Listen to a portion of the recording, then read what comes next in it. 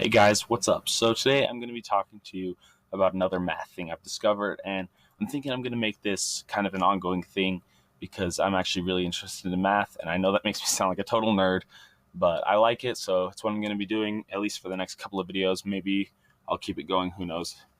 So today I'm going to talk about a school project I worked on today, and it was titled Timmy's Pen. And the way this project worked is that we were given a set amount of fencing, and that was our perimeter, and we wanted to figure out the biggest area we could create for that. So my perimeter was 117 centimeters, and of course it's a scale factor, that's not the actual size of the pen. And we were trying to figure out the biggest area we could make out of that. And I'll get to this graph in a second. We're going to focus on this document for now. And as we know, the area is the width times the length, but all we have is the perimeter. We don't have the width and the length. So we know that two widths and two lengths equals the perimeter.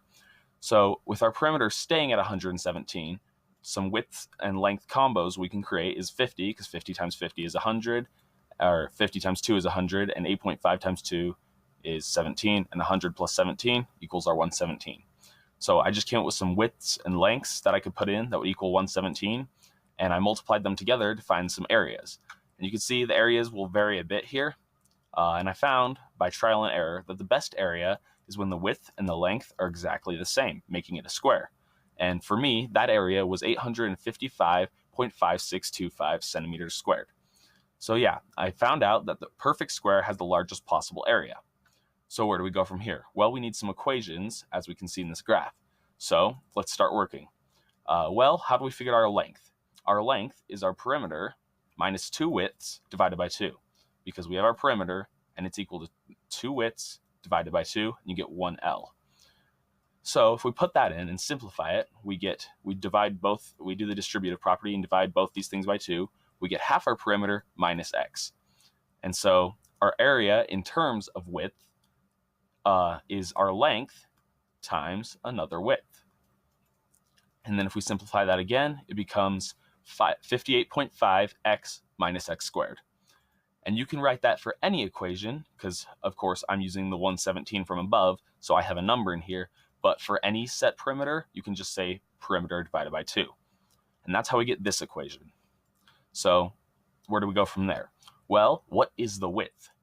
Well, in a perfect world, remember, a perfect square is going to be our best bet. So we can just substitute every w for a p divided by 4.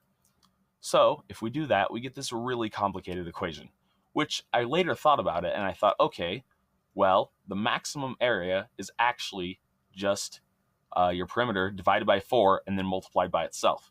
So this big equation right here can simplify down or just mean the exact same thing as this one right here. And that red line shows that on the x-axis here, whatever your perimeter is, your y-axis is your maximum height. And I represented that with these blue and purple lines, because remember, mine is 117, and at 117, our maximum area is 855.6325, and you can see that that matches up with what I have here. Now, you might notice this purple line is also hitting the top of this green parabola, and I'll get to that in a second. So if we go down here, we have our domain and our range, and we have our maximum area, axis of symmetry, all these kind of things we had to do for the project. Now, if we go down here, I kind of explained what I just explained to you guys, the red line showing the perimeter when x is something, what the maximum area can be for that perimeter. So the green line is the area based on the width just for the 117, and that's why we have the 117 in here.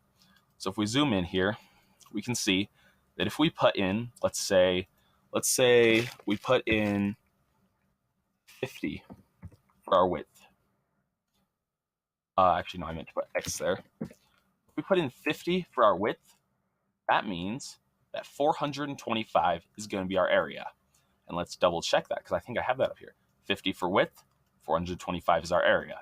So you can see how that green line works here, which means the direct center is the biggest area we can get.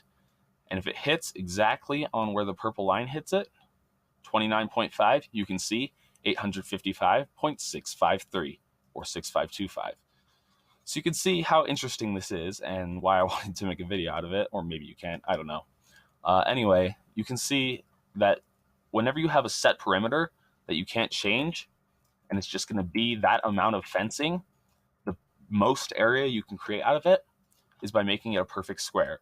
If you make it any sort of rectangle, the longer that rectangle is, the less area you're going to have.